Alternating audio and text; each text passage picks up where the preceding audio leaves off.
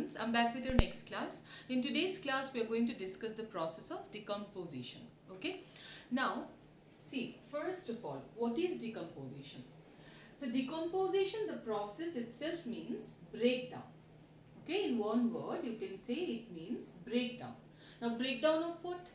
Breakdown of complex organic matter into simpler particles. Okay, like it involves the breakdown of complex organic matter into inorganic forms by the decomposers, and these decomposers are mostly the microorganisms. Okay, now major site where decomposition process would take place, it is in case of terrestrial habitat, it will be the upper layer of the soil, of course, because the upper layer of the soil will be subjected to so many dead remains of plants and animals, which will then start getting decomposed. All right, and in case of water bodies, it will be the bottom. Okay, the bottom of the water bodies will be also undergoing a lot of decomposition process. Now dead remains of plants and animals constitutes a very important term here, that's called detritus. Okay, see, whenever a plant would shed its leaves, or suppose an animal dies, okay, so the dead remains of the plants and animals, it would first start getting decomposed partially by the microorganisms. This partially decomposed material will be then termed as detritus, and it is the detritus which will act as the raw material for the process of decomposition. So the process of decomposition itself will begin by the formation of partially decomposed organic matter, that's called detritus. Okay, detritus, formation of detritus is going to act as the raw material or the first step towards decomposition. Okay, now after the formation of detritus, when the decomposition process actually now would begin using it as a raw material, now the process consists of three important steps. So what are the steps? First steps is fragmentation of the detritus. So whatever the detritus is going to be a partially decomposed matter, isn't it? That further has to be polished, has to be further fragmented. So that is the first step. Second is leaching, and the third is catabolism. Okay, so let us begin with the first step, fragmentation of detritus.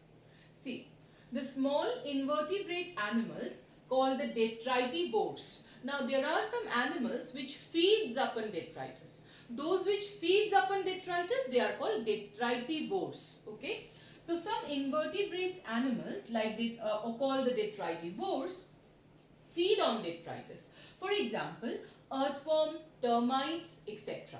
Alright. So when they feed upon the detritus, what would happen? The detritus, while they are eating the detritus, they would be breaking it down, like the fragmentation of the detritus would be occurring due to eating. Also, inside their body, in the digestive tract, when this fragmented detritus would further undergo digestion, okay, due to various types of digestive enzymes released, it will further get pulverized, okay, into some minute polished smaller fine particles, and that is going to be the first step. That means breaking down the detritus into further fine particles with large surface area. That is going to be the first step, called fragmentation of detritus. Alright, see here, a part of the detritus comes out in highly pulverized state in their fecus, and also fragmentation during eating and pulverization in the digestive tracts changes the detritus into fine particles with large surface area. So this is the first step towards decomposition. Alright. Now next would be leaching. Now see, once the detritus has been properly converted into fine particles, now a part of the water soluble substances that are present in the fragmented detritus will go down into the soil horizon by percolating water. That means now the water soluble substances present in the fragmented detritus, it will be divided into two parts now. The watery part would seep into the soil, would percolate, that means gradually it will seep into the porous soil, and whatever solid particles are left, that will remain precipitated on the surface of the soil. Okay, detritus has been formed.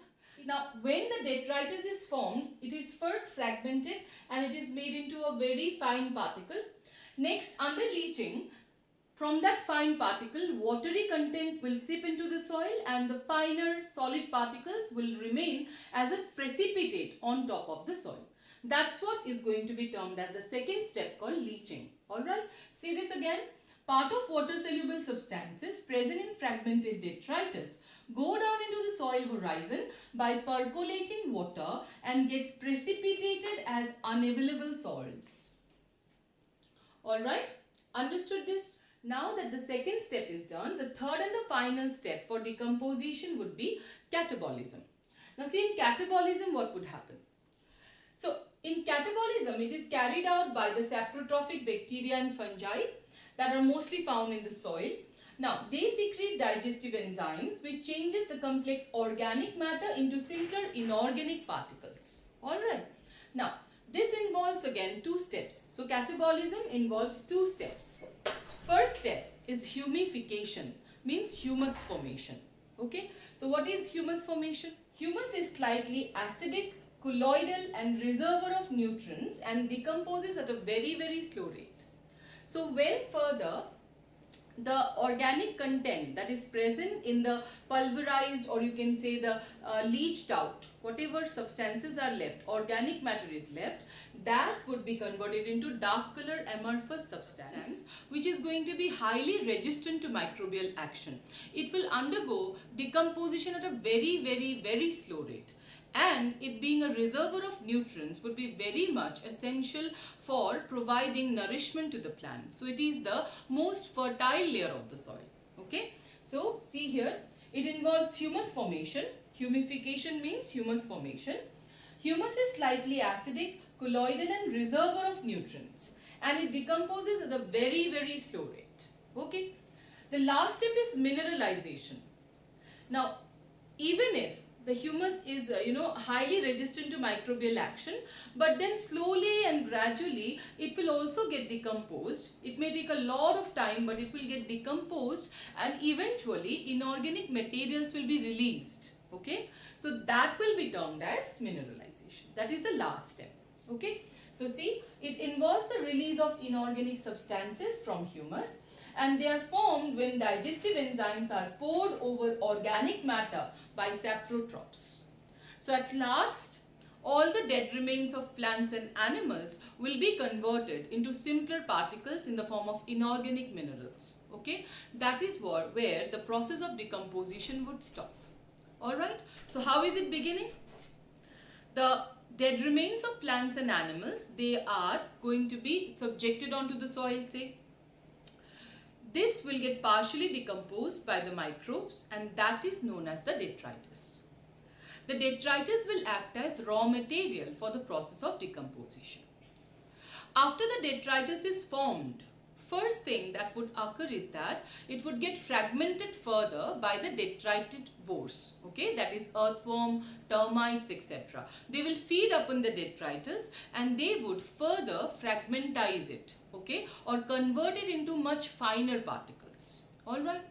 Next, after this happens, next step is leaching, where the organic, the water soluble content present in the fragmented detritus, it will start undergoing seepage into the soil, and the watery part would percolate, leaving behind finer certain kind of precipitated unavailable salts. Some of the salts would remain separated from the watery content that's present in the fragmented detritus. The last is going to be catabolism.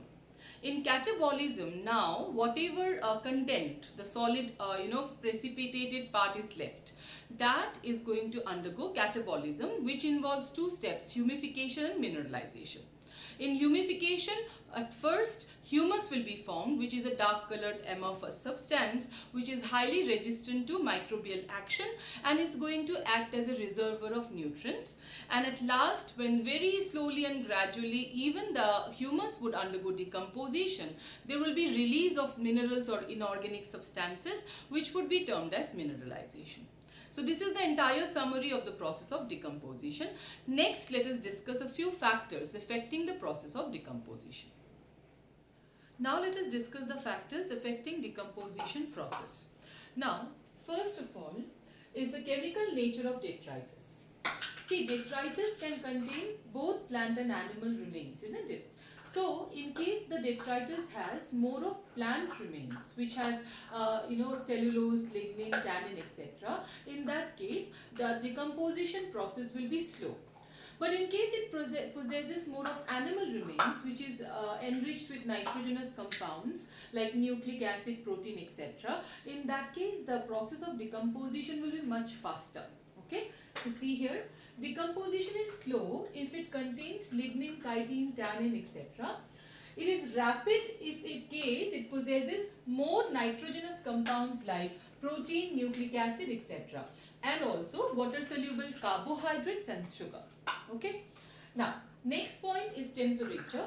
Of course, you know that for any kind of decomposition process, the temperature is very essential a factor, isn't it? If the temperature is very low, in that case decomposition won't take place. Like you know that in summer, the food or any other substances would spoil much faster, but in winter it is going to remain for a longer time. So that means what? Temperature is directly affecting the process of decomposition, isn't it? So see here, at a temperature more than 25 degrees, decomposers are very active. Whereas temperature below 10 degrees, decomposition would become very slow. Okay, so for every kind of decomposition process, depending on the type of detritus again, temperature optimum would keep on varying. Okay, but then more than 25 degrees is always found to be ideal for decomposition process to occur. Okay, now moisture. Optimum moisture helps in quicker decomposition. Here I am marking the term optimum. Why? Because if moisture is too low, in that case also the process of decomposition would become slower, and if in case it is too much, even then decomposition would not undergo very rapid progression. So in that case, optimum moisture is always going to be required for the process of decomposition to remain at a sufficient rate. Okay.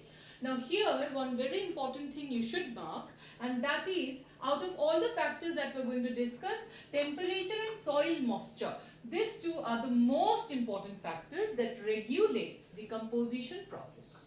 Alright. Now next is aeration. Now aeration is also very important for decomposition to occur. In case there is no aeration, then the decomposition process would again undergo decrease. It would slow down. Alright. See, it is very essential for the activity of decomposers and detritivores. Alright.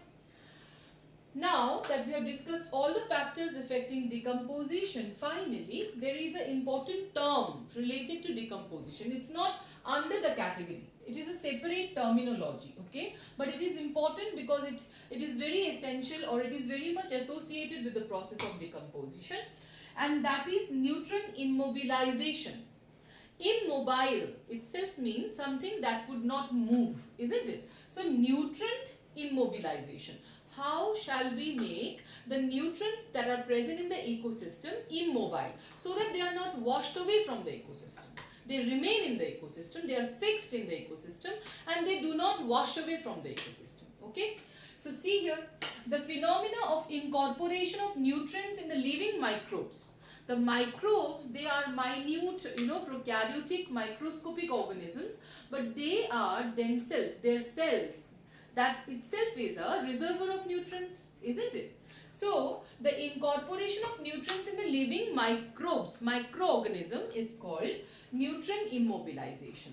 So as long as the microbes are going to remain alive, they are continuously going to divide, and that's how they will maintain the amount of nutrients in the ecosystem. They will not allow the nutrients to move away from the ecosystem. Alright. Now, after the death of the microbes, the immobilized nutrients which were fixed in their body or in their cell, now would become available again for solubilization. So after the death of the microbes, for whatever different other factors, when the microbes will die, this immobile nutrients would now become available for solubilization. So in that case, what you need to remember here is that it protects the nutrients from being washed out or lost from the ecosystem. All right. So this cycling, okay, that the nutrients are going to be fixed in the decomposers or in the microbes, and then again when they die it would again further get solubilized. This entire cycling is going to occur due to decomposition. Hence it is a very important phenomena we discuss under this topic. All right. So this much for today's class. In the next class we are going to discuss energy flow. Thank you.